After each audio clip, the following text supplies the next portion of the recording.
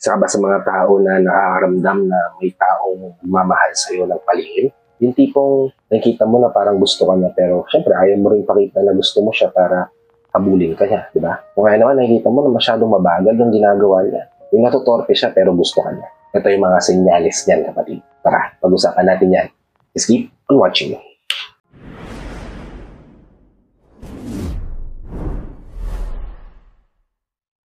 Hi, I'm Gary Opim at gumagawa ko ng mga videos na tulad nito para matulungan ka na maging best version ng sarili mo at may bigay mo yung best self mo, syempre, sa taong mahal mo. Kaya kung bago ka pa lang dito sa channel ko, please consider liking this video. Hit the subscribe button and the notification bell para lagi kang updated sa mga videos na tulad nito na i-upload pa natin sa hinaharap.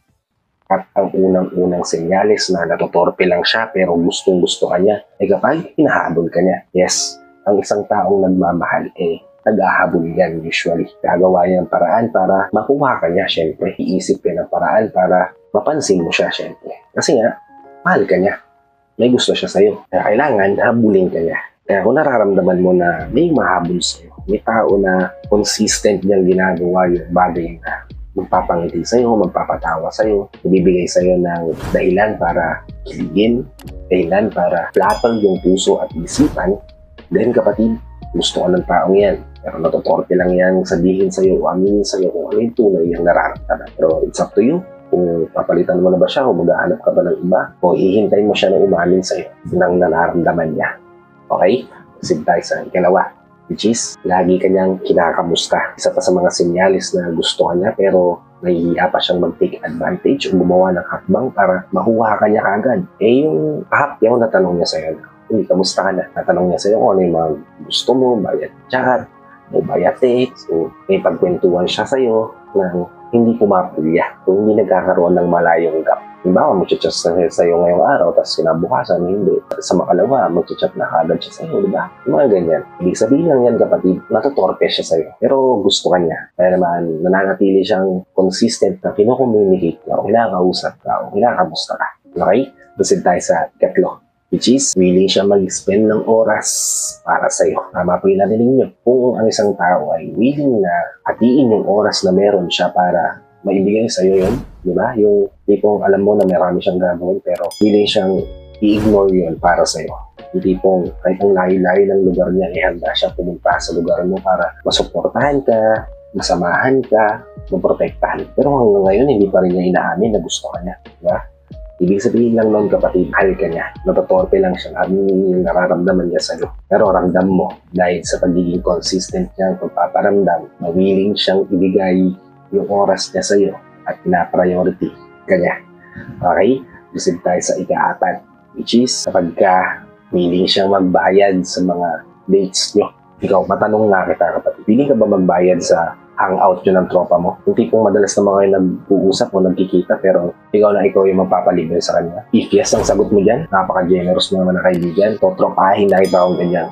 Pero kung yung tao sa paligid mo, alam mo na may gusto sa'yo, willing na mag-risk na ibigay yung panahon niya sa'yo, willing siya magbayad ng everything sa pagkikita nyo, pagsasama nyo, magbabanding nyo, willing siya magbayad ng dates para makasama ka.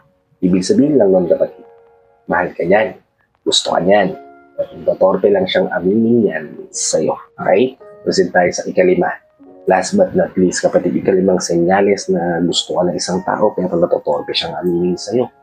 E kapag sinishare niya sa'yo ang mga bagay na kinikinkim niya sa puso. Bakit ba natin gagawin to sa isang tao? Diba? Na sasabihin natin yung mga bagay na alam natin na tayo lang yung nakakaalam.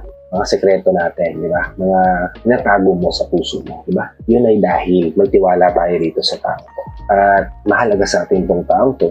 Kaya sinishare mo sa kanya yung experience mo sa buhay para ma-feel niya kung ano yung mga pinagdadaanan mo. Kaya kung may ganyang tao sa paligid mo at na-feel mo na may gusto yun sa'yo, pero ganyan ginagawa niya, malamang sa malamang kapatid, gusto ka niya. At kaya niya sinishare sa'yo yung mga bagay na yan ay dahil gusto niyang makilala mo pa siya ng gusto. Gusto niya na kapag may flaws siya, nakikita mo at tatanggapin. At yun yung way niya para naipakita sa'yo yung totoong siya, yung totoong pagkatao niya.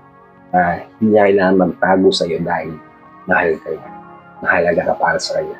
Gusto ka niya. Pero kung hindi pa niya inaamin niya sa'yo, pero ganyan na yung ginagawa niya, matotorpe lang yan At ito na yung mahalagang senyales. Kung may ganyang tao sa paligid nyo, kung may gusto ka rin sa kanya, magpakita ka na ng pahiwatig, di ba? Paramdam mo rin sa kanya na gusto mo siya. Para matuloy na yung love story yung dalawa. Pero lagi mong tatandaan na alam mo kung ano yung worth mo bilang tao, bilang babae, bilang lalaki. Make sure na ibibigay mo lang sa tao yung deserve niyang matanggap para hindi ka rin masasaktan sa dulo.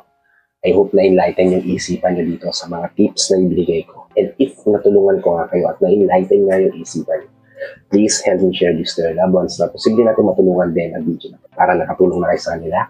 Nakatulong na rin ako sa kanila. Sa lahat ng OFW viewers natin, sa mga viewers natin dito sa Pilipinas na walang sawang nanonood, sumusuporta at palaging ka-tune in sa bawat video na ina-upload ko. Maraming salamat po sa palaging yung panonood at suporta. Kung bago ka pa lang dito sa channel ko, please consider liking this video, hit the subscribe button and the notification bell para lagi kang updated sa mga videos na tulad nito na upload pa natin sa inaharap. So, hanggang dito na lang mga kapatid. Maraming salamat sa vlog. And I hope to see you all on the next vlog. Ingat ka dyan palagi kapatid. May God bless you and always protect you. Peace. Whenever your heart is broken, don't